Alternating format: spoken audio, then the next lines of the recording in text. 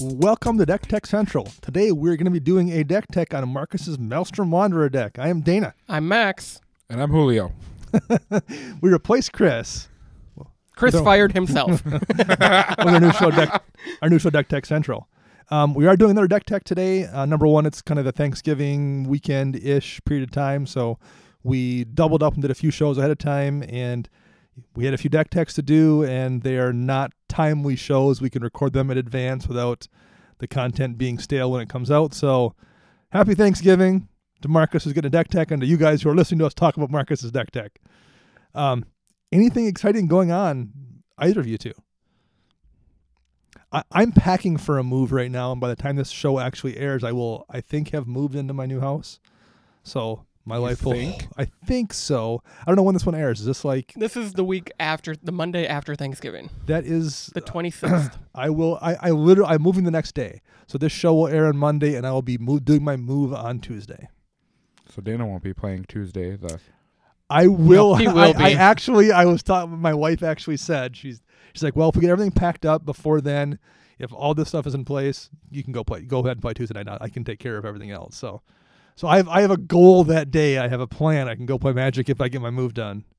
It's an incentive. It's the carrot dangling in front of me to keep me moving. Fair enough. I don't know how good I'm going to be after moving all day long. I might be Don't play Glyph. worse than usual. Was it you? Who was it? Somebody chastised me in the store the other day. It was like, it's after 9 o'clock. Why are you playing that deck? Was that That you? was me. I walked up to him like, Dana, it's like 10:30. Why are you playing Glyph? And you're like, I know, I shouldn't be. I didn't miss a bunch of triggers only because it was the worst game that deck's ever had. I drew absolutely nothing useful at all and sat there the entire game. So I fortunately managed to play my Glissa deck perfectly by just top decking, doing nothing, and passing the turn. Any good games from you this week, Max? Not really. I mean... Things are kind of quiet right now with the holidays. There's not a lot of stuff going on. I did have one MVP card I wanted to mention. I saw it twice. I had it in a deck, and another person had it out. It's also not a card that people, I think, are unaware of, but Constant Mists. Fog's perfectly fine. Bad card. It's a bad card? Because it has buyback. It has, yes. Well, like that's the thing. Like the worst case scenario for Constant Mists is it's a 2-mana Fog, which isn't amazing, but Fog is probably undercost. It's like 1 mana to just skip someone's combat step essentially. Worst case scenario at Constant Mists, it's a 2-mana Fog. If you buy it back one time, even if you don't, I don't feel bad. If I just cast it once and I'm done, I don't feel bad about it. If you buy it back by sacking a land and do it again, that card is disgustingly strong. And then you can get in a situation late game where someone has Constant Mists out and you're like, oh, they have 11 lands. You're like, oh, I'm just done. My only win condition is combat damage in this deck, and I'm never going to get through. Right. So I'm not going to say everyone's running every deck because I only have it in one deck, but it always feels ridiculously strong on that deck, and whenever somebody else has out against me, it absolutely changes what I'm doing in that game. So, Constant Mists, great card. Don't play it against Chris. He's shaking his head.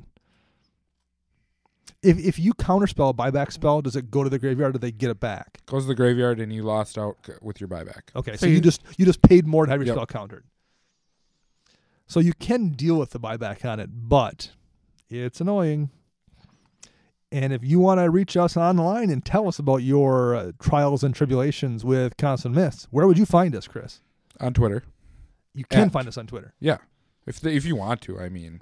You can find Max and I and the show on Twitter. Chris, I'm on Twitter. I just don't talk. I just follow all the Magic pros. This is what I do and listen to them. You can find us on Twitter at CMDR Central. You can Facebook search us, CMDR Central, which I honestly haven't been on Facebook in a while. So if I've missed out on Raphael harassing me at some point. There is some Raphael harassing you on Facebook, but Max and I have been holding down the fort for you. Have you? Yeah. Okay. You're welcome. Happy birthday.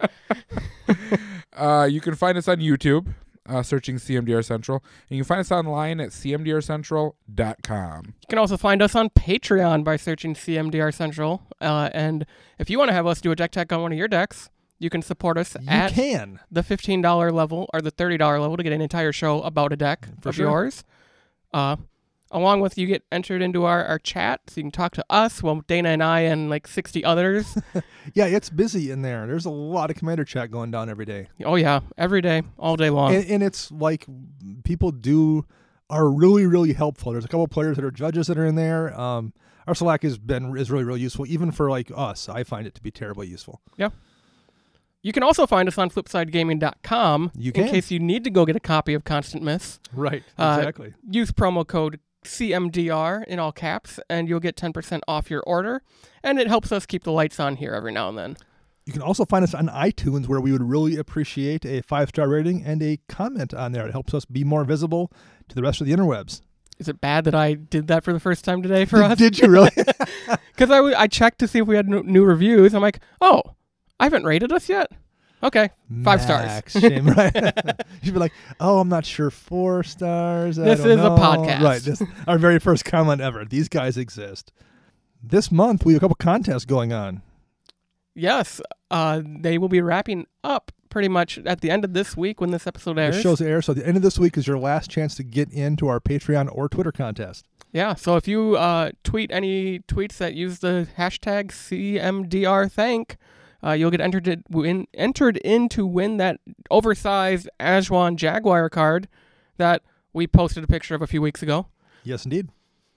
Also, if you join us on Patreon before the end of the month, you will get entered in to win a Die Hard dice set, which we posted almost about 3 weeks ago now on Twitter, and we'll probably repost a picture nearing the end of the month. I think we will. So yes, join us. Join us in the in contest land. Get a giant, ridiculously oversized card or some super heavy duty dice that can be weaponized. They are weapons. They are heavy. Chris is like, sure. I don't know. I use them for D&D every week, so they roll wonderful. They do. They will not wear out. So our main topic this week is going to be Marcus's Maelstrom Wanderer token deck. And we will put the link out there in the show notes like usual. First things first, before you even looked at it, Maelstrom Wanderer tokens, what were your thoughts? Interesting. Chris? Cascade. And yes. haste. That's like the first thing that pops in my mind is, okay, cascade into this, and then give everything haste. That's going to be fun. So usually with Maelstrom Wanderer, you see kind of tends to be value town deck. It's just someone who's running extra turns and a lot of good stuff that you can cascade out of to generate value and just keep the train rolling. I like the idea of Maelstrom Wanderer tokens. It's weird and different enough. It also feels like it's not reliant on Maelstrom Wanderer for the most part. We have a friend who plays a Gave token deck pretty frequently. Gave is useful in that deck and does absolutely a ton of work, but if Gave doesn't get cast, that deck still makes a lot of tokens.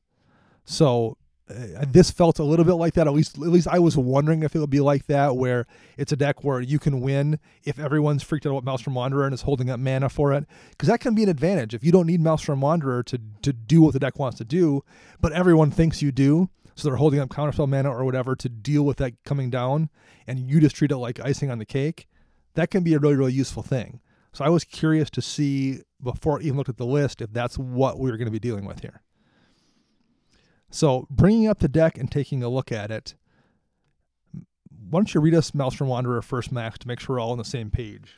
Maelstrom Wanderer is a legendary creature elemental for 5 and Teamer, so that's 5 generic and blue, red, green. It is a 7/5. It reads, creatures you control have haste, and then it has double Cascade. So Cascade is when you cast the spell, exile cards from the top of your library until you hit a non-land card that costs less than Maelstrom Wanderer. And you can cast it for free. So most of the time in Maelstrom Wanderer, you did cast everything. Yeah. Because 8 mana is a lot. So you're going to get 2 free spells off Maelstrom Wanderer just by casting it. And simply countering Maelstrom Wanderer doesn't solve that problem. The Cascade triggers still are on the stack. Right. So you would need basically to time stop this to prevent those Cascade triggers from going off. It's a great value engine. It's kind of a combo beast. And this is not that deck, which I liked. Yes. So let's look at the land base first. There are 38 of them. 38, which in a 3-color deck doesn't seem unreasonable, particularly in a deck that has a little bit higher CMC. The average CMC in the curve of this deck is over 4. But you can get away with that a little bit in Maelstrom Wanderer because you're getting so much free value out of casting him. anything about the land base that jumps out at you guys? No shocks. There are no shock lands or check lands. There's no lands from Battle Bond either. There are 3 temples. So I'm not going to make suggestions. I don't think they're expensive. I'm not going to say get ABUR duels or anything. But shocks are sub 10 now because of the reprints and guilds. But 2 of them have not been reprinted. That's true. For these colors. I would definitely be looking at the Battle Bond lands. There's 2 of them I think that would fit in here. And just one. Yep. Because it's a wedge. So you do have at least one of those. I don't love temples in 3-color decks, though. No. I also don't like the low basic land count in this deck. There's only 11. In a 3-color deck, I don't think that's unreasonable. That's on the low end of what I would run, but I don't think it's crazy.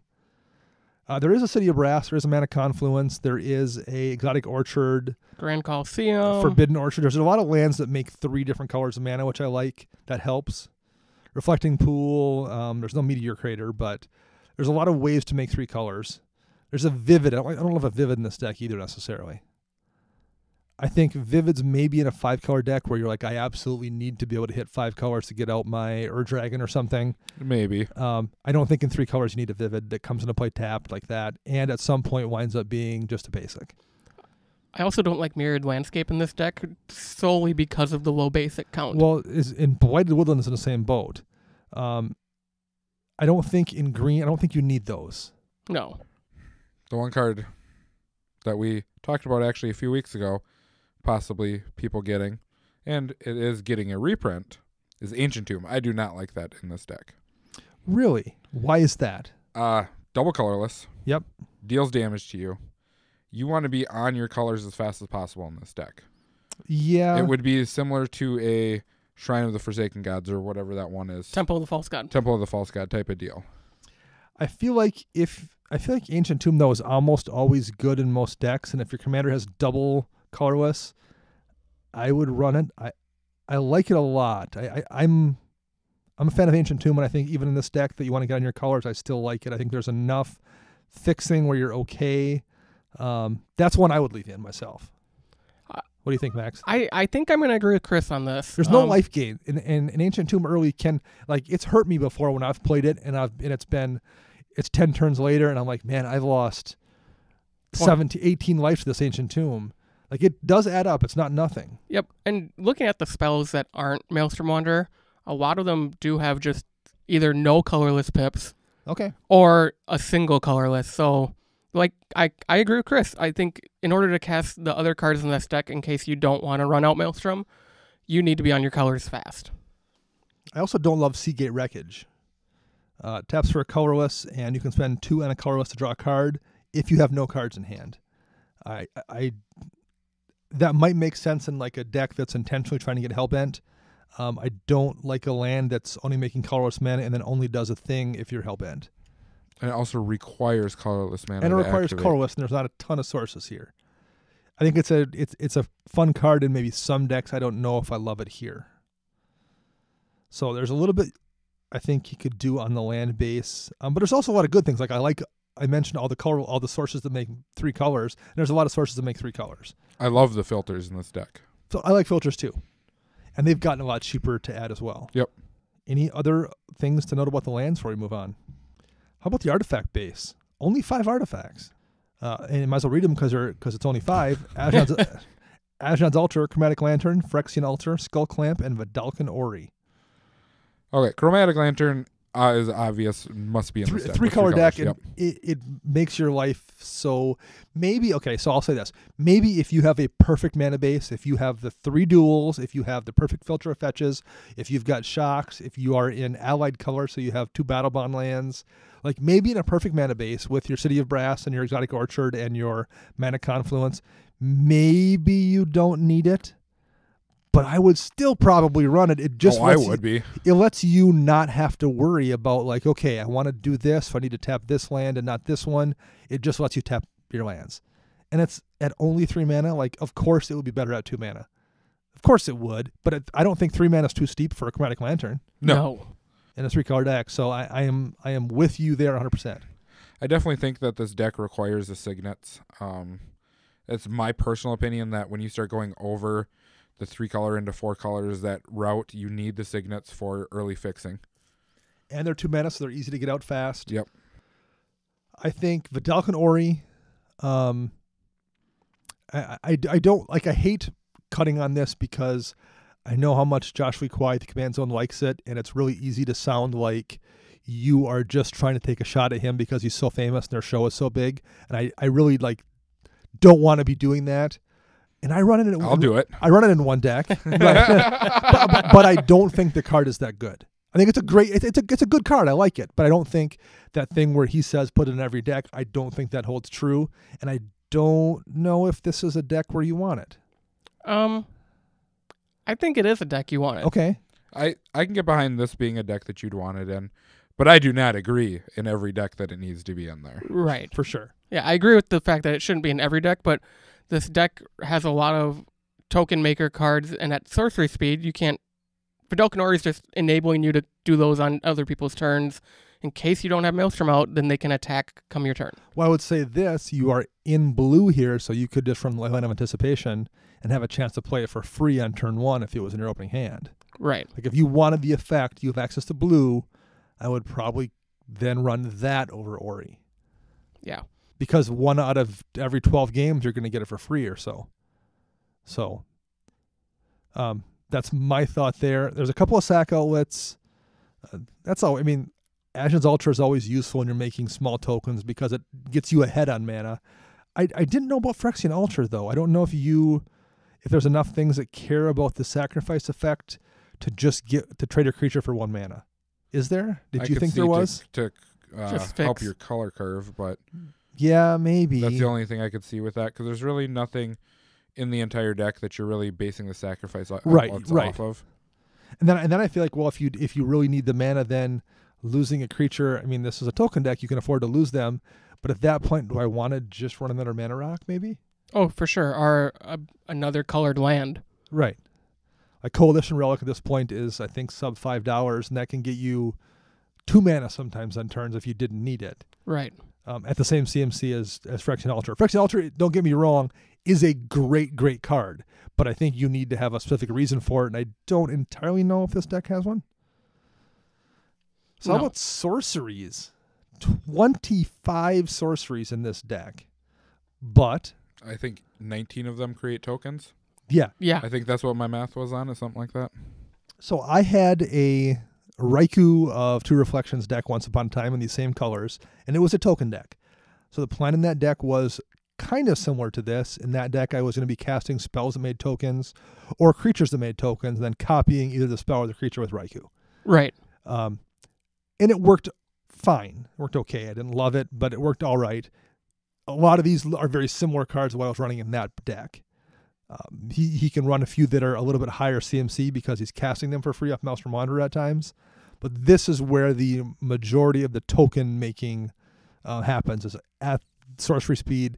And again, talk about Vidalcan Ori. This is pretty deep on sorcery speed spell, so that does make a little more sense there. Any cards you want to point out here? I have some that I find interesting that aren't in here. Okay.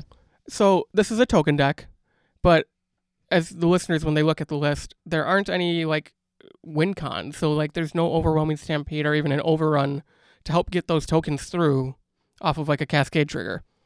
Yes. That I found odd. I mean, there's some great cards in here, like Seasons Past is in here. I love that card. Regrowth, Recollect, but all of these are either making tokens or just getting him some value, but there's no finishers. I agree with that. I think we can come back to that a little bit later on, maybe at the end even. I agree. The deck, we mentioned this in a show 2 weeks ago or so about dirtily decks that didn't have a finisher.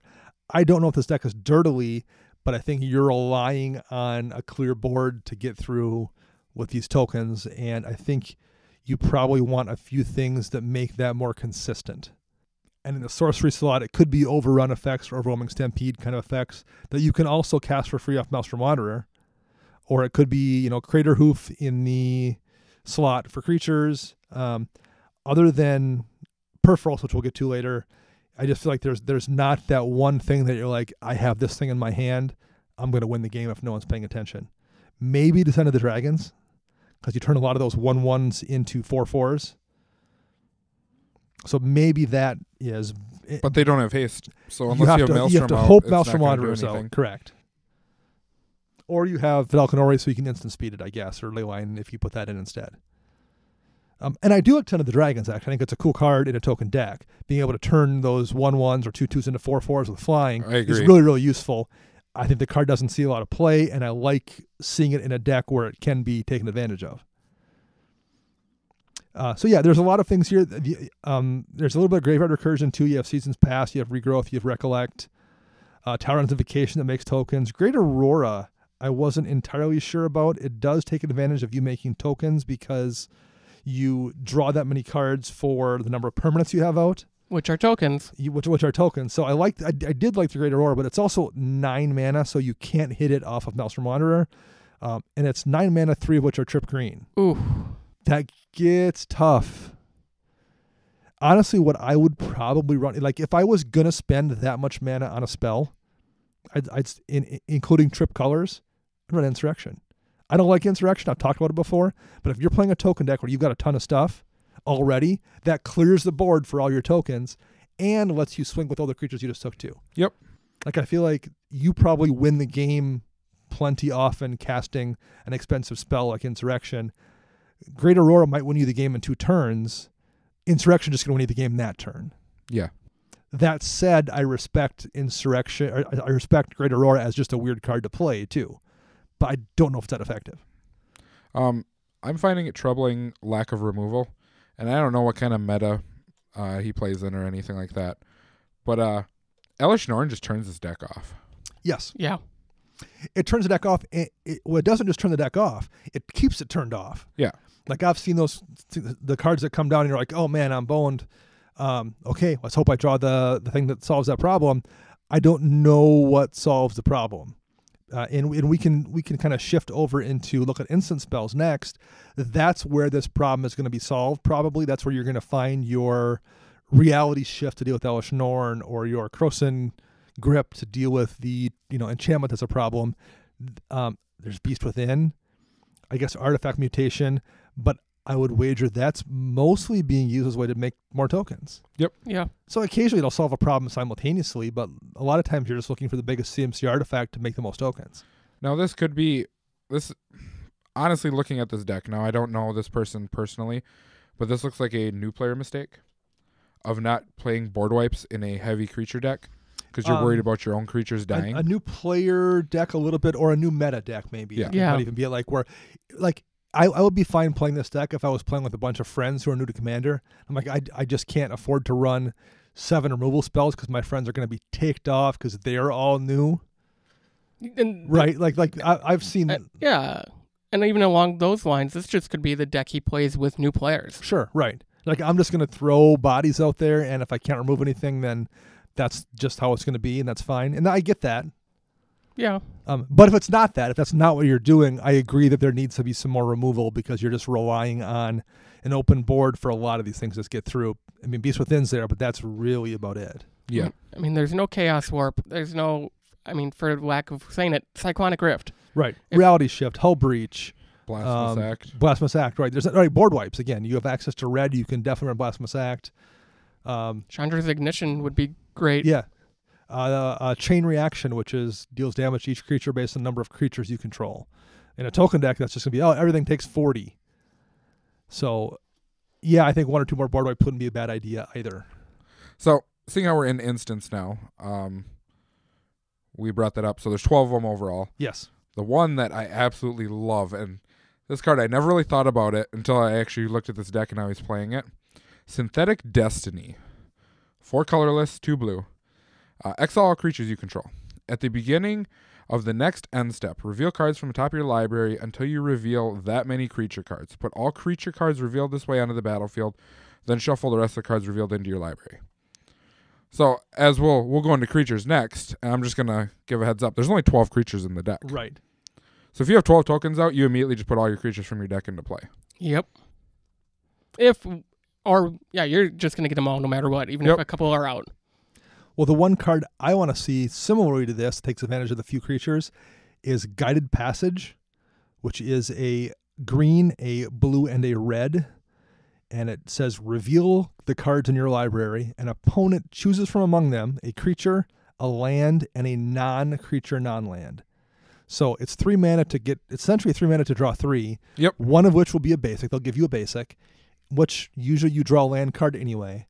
And after that, you get the worst creature in the deck, probably, and the worst non-creature, non-land in your deck. And if you've built a remotely tight deck, that's generally still awful. And in this case, like looking at your creature list, what are you going to get? Sentinel Hierophants, maybe, or a Siege Gain Commander, maybe Young Pyromancer. And I don't love seeing young Pyromancer go in someone's hand in this deck. That's maybe the safest option. Talrand, maybe. I So mean, you have to- 25 sorceries. Right. You're going to be making a lot of drakes. And beyond that, then whatever sorcery instant you give them is either going to be a removal spell or something else that makes tokens. Plus it's Guided Passage. It's a cool old card that someone's going to see and be like, I have to do what? Like, sorry, man, give me the cards that you think are the worst. And What color is Guided Passage again? It is Teamer. It's Teamer, one of each. It's only 3 mana too. Is it instant speed? It is not a sorcery speed, but it's still. I mean, still Why that's you run pretty Vidal sweet. Canori? Right, exactly. I was thinking for the Sunforger deck. Oh yeah. Oh, that would be so sweet in Sunforger. Yeah, for sure. So anyway, I like that card a lot in here, and I think it would be a fun one to play just to make people be Yes. like, oh, because every whatever sorcery they give you too, or every instance, going to be either a removal spell or a token maker. It's a good value generator, and it's a fun card. So that I'd like to see. A Second Harvest, I always forget, is an instant speed where you double your tokens. It's pretty good. Yeah. Any other things that jump out there, Chris? I agree with you. I don't know quite what Warping Whale is doing here, other than it makes you a token. It makes a dude, and like we said about Seagate Wreckage, it requires true colorless. Yeah, So right. it's going to be hard to cast early game. I mean, if you have Ashnod's Ultra out and some tokens, yeah, you'll cast it. But yeah, I think there's better removal spells, especially in these colors, Yes. and or token makers. How about enchantments? There's 6 enchantments. Yep, we have Awakening Zone, Cryptolith Rite, Earthcraft, From Beyond, Goblin Bombardment, and Metallurgic Summonings. So any of those you don't like or you like especially? I do not like Earthcraft. The problem with Earthcraft here, well, first of all, Earthcraft yes, you is do. phenomenal. You like Earthcraft. You just don't like it in this deck, maybe. Yes. So Earthcraft lets you tap an untapped creature you control to untap target basic land. Yep. So usually the thing with Earthcraft is you put like Squirrel Nest on a land, and you tap the basic to make a squirrel, and then tap a squirrel to untap Squirrel Nest, and you just make infinite bodies. Yep. Mm-hmm. There's no Squirrel Nest in this deck. It's also an enchantment. We didn't read it off, so it's not in the deck. There's also not a ton of basics. No. Yeah, I agree. I think you either need to add a couple more basics to run it, or maybe add Squirrel Nest. I don't love that combination. I think it's kind of easy to get, but it would fit the deck, and at least you're taking advantage of the card you're already running. So I could see that. I do like Awakening Zone a lot, though. The problem with Awakening Zone, the power of Awakening Zone is, I guess I might as well read it. For 3 mana, it's 2 and a green. At the beginning of your upkeep, you may put a 0/1 colorless Eldrazi spawn token onto the battlefield. You can sacrifice that to add 1 to your mana pool. So every turn you're making a token. Usually in a token deck, you're going to do something to make those tokens bigger, whether it's Send of the Dragons or whatever. But the thing about Awakening Zone is it never feels like the card you want to remove. I've sat there watching it make Eldrazi and watched the person crack them for mana and watch it generate crazy value while I'm holding a removal spell in my hand, and the whole time thinking, but I can't use an Awakening Zone because Something better is coming. it's just generating value, and that's fine. I can survive value. I can't survive the Doubling Season or the Parallel Lives or the Cathar's Crusade or whatever else it is that's going to be coming down. So speaking of Doubling Season or Parallel Lives, They're not in this deck. they are not in this deck. Now, I'm going to defend this Okay? for the simple fact of looking at this deck hasn't been updated in quite a while. And they were, So it would have been before the reprint of Doubling Season. and it's still not a cheap card. And Parallel Lives is still not cheap either, even though it hasn't had a reprint. So, right, Doubling Season's still, I think, $30. It's better than like the $70 it was. It was probably $70 when the deck was put together. The Battle Bond version is $35. Modern Masters is $40. The original Ravnica is $43, and the Judge promo is almost $77. So the cheapest version At that point, is $35. I'm just going to buy the Judge promo. Right, It's exactly. like What it's I what I would have did. gotten into for before. Right. So I like those two cards, and I would add them if you had them, but I get if it's financial reasons or whatever. Yep. It makes sense to not have them, but I would run them both in this deck for sure. Parallel Lives can't be more than like a $10 card, though. I think it's over 10 now. Max will look it up here. $13. Yeah. Still, that's not bad. Something even like Nylea would be good, giving your tokens trample. Yeah. I mean, Or even Maelstrom Wanderer gets trample. Or impact tremors. Yeah. So when you drop 10 or 12 tokens in the field, you just wreck somebody's day. Yep, and Impact Tremors with Goblin Bombardment is just I win. Right, yeah. Because let's look at creatures next. Perforos is among that list of creatures. Yep. And Max mentioned off the air that Perforos is kind of, to his mind, the hidden commander of the stack. If you get Perforos out and you have any kind of token generation, you just are going to kill people. Yep. So Impact Tremors is like a mini version of that. I like Impact Tremors as a backup. But yeah, if Perforos comes out and you don't have a response, it's just GG. I also think, and again, this isn't a very cheap card, but Pathbreaker Ibex would be great in this deck. You're going to give it haste off of Maelstrom Wanderer, and you're going to have a buttload of tokens, and it's going to be a 30-30. Is that over 10 now? It's getting there. It's close. There's plenty of situations where Pathbreaker Ibex is better than Craterhoof. It's not as scary as Craterhoof. Yeah. It is $5. Okay, so that's reasonable. The original version is $4. The new version is $5. I like Avenger of Zendikar in theory. I don't know if there's enough fetch lands and stuff to really put the counters on your dudes, which can be fine, except for there's not a lot of other ways in this deck to buff them either. So I don't know about Avenger. What are your thoughts there? I'm not a fan of this card in general. I kind of am not either, but I do see it in some decks where it does a lot of work. Yeah. But I feel like this is one of those decks where you're going to get burned with it pretty frequently. Krenko I like Docent of Perfection. I like a lot of these creatures, and I like that there's only 12 of them. That lets you do a few things like Chris mentioned with, what was the sorcery card you talked about? Synthetic Destiny. Synthetic Destiny. It lets you do things like that with Synthetic Destiny. Lets you do things with Son of the Dragons. So I like all the stuff that makes tokens, but... Yeah, I mean... Going back to Descent of the Dragons, another card that might be good in this deck, and it's an instant, would be Dragon Shift. There we go. So the card I would want to add maybe is Dragon Shift.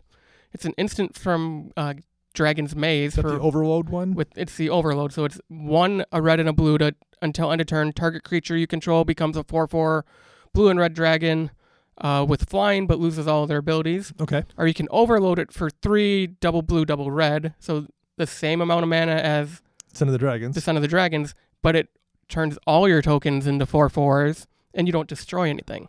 Right. They're still there. Yeah. So And it's that so instant haste speed. becomes not an issue then. Right. So I think that's generally an example of something I think this deck wants more of, is ways to turn all those tokens into a game-winning position. And I think Dragon Shift does that. I think Double X Season makes it easier to get there. But this is one that Max mentioned off air, Eldrazi Monument. For sure. It's deceptive how strong that card is. It gives your creatures +1/+0, flying and indestructible. And during your upkeep, you have to sacrifice a creature or sacrifice Eldrazi Monument. I don't know how many times I've played it and people forget the indestructible part. Yes. And they cast a board wipe and you're just like, cool. but the +1/+0 sounds like, oh, that's not that big of a deal. It's +1/+1. Oh, +1/+1? Okay. Yeah. So you're turning your 2/2s into 3/3s. Or your 1/1s into 2/2s. Because Yep. there's enough times when I've seen token decks where you're like, okay, he's got 11 bodies. Oh, I'm at 21. I'm fine. I can next turn board wipe or whatever it was. Monument hits and you're like, oh. And they have flying. So they've all gone from, oh, I could block 4 of them and I'll take 7 damage of the 11 to, oh, I can block none of them and they're hitting me for 22. Yep. And the best part is, you can get it off of your Cascade triggers. Right, yeah. So that would be one I would consider here. Any other win condition cards? We mentioned Craterhoof for Pathbreaker Ibex. Along with Overrun or Overwhelming Stampede. Beastmaster Ascension is legit in this deck, I think. For sure. Another trample enabler. Right, yeah. And it makes those creatures ginormous when they come swing through as well.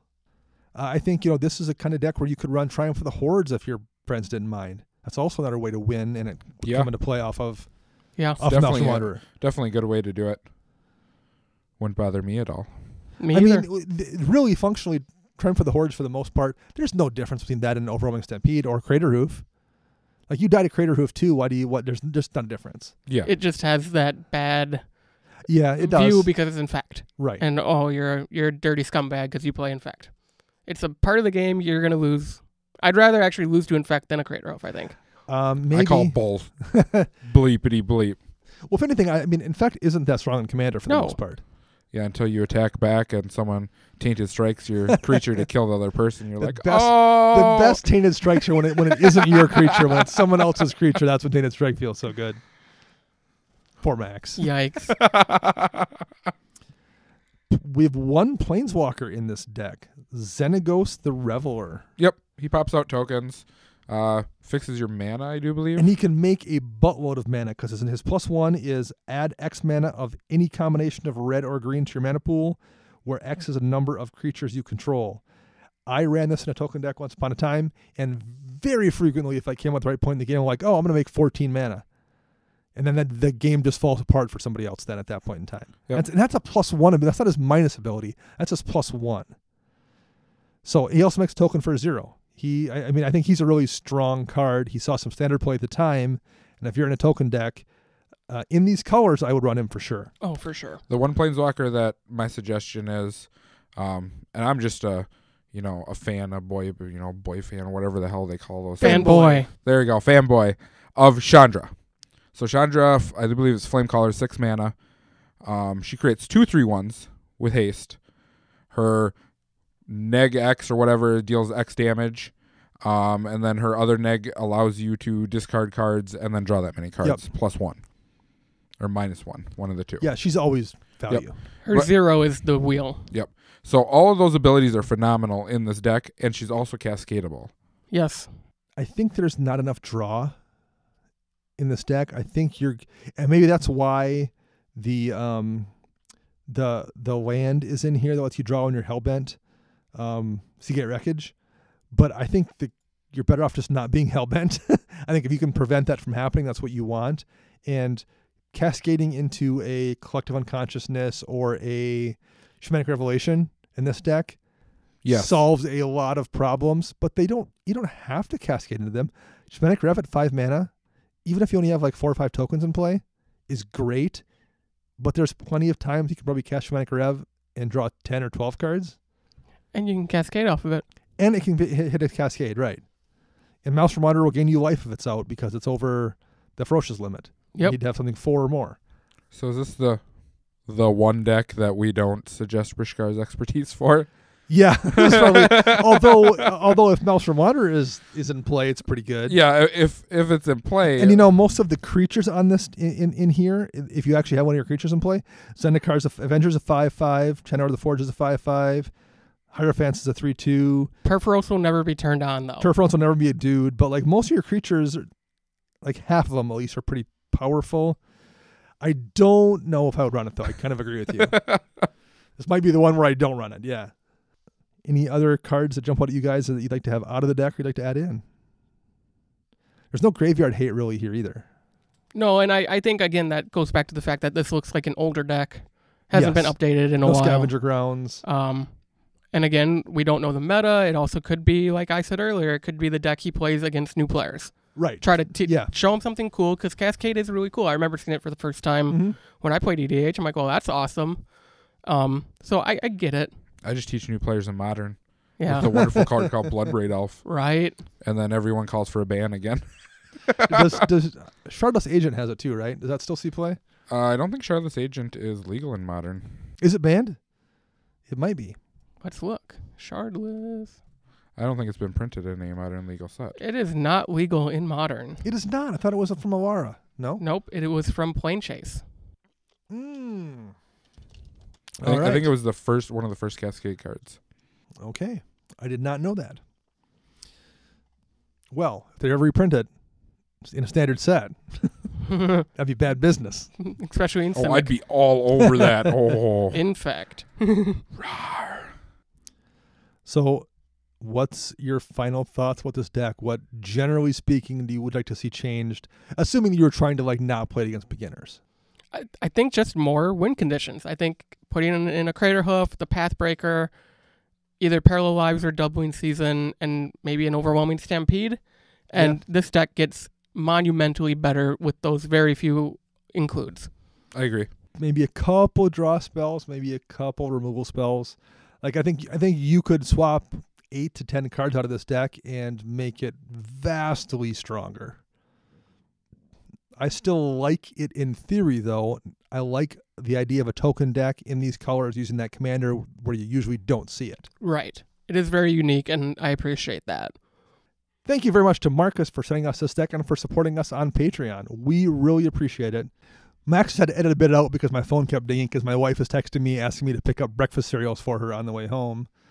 So, Marcus, thank you very much for sending us your deck to do a tech on here the week of Thanksgiving. We appreciate it, and we want to give thanks to you and all our supporters for helping us keep the lights on here through your continued membership into Patreon. We appreciate it.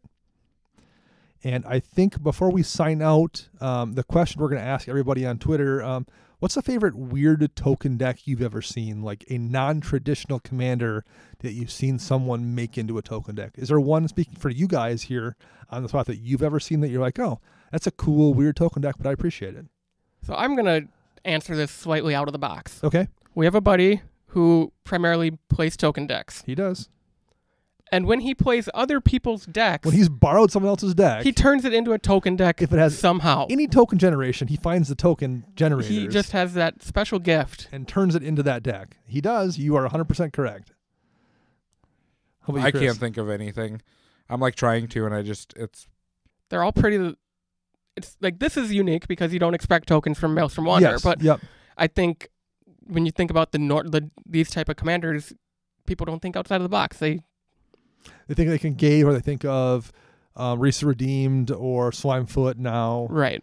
I like Teamer for tokens quite a bit. I think you want green. I think Naya is maybe the best 3-color combination, although Abzan is pretty solid too.